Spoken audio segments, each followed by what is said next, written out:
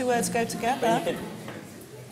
Quite like to hear what the artist I hate to be the kind of the romantic, but you could argue that that's one of its most beautiful qualities, that it's here today and gone in 100 years, 200 years, and that whoever buys it gets to enjoy it for that period of time, and if it disappears, it disappears. I think that's a valid point. I was saying to Charlotte, I don't know if this is true, but it's a story that I heard from a colleague that if you want to go view the original Fox Talbot photograph of the window, the kind of quote-unquote first photograph until we recently discovered it wasn't the first photograph, but it's covered with velvet, and you're only allowed to view it for something like 40 seconds because the life that it's got left in it is only 75 minutes or something like that. So if it's exposed to daylight for 75 minutes, it will all but vanish.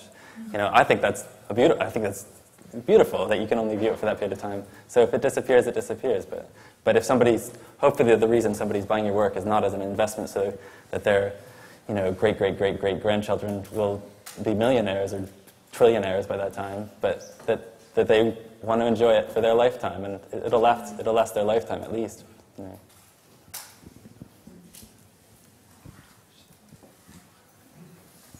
No, I just wanted to support the panel's view. I collect contemporary photography, and I have been doing so for the last 20 years. And of course, there's always that fear of what will happen to the image.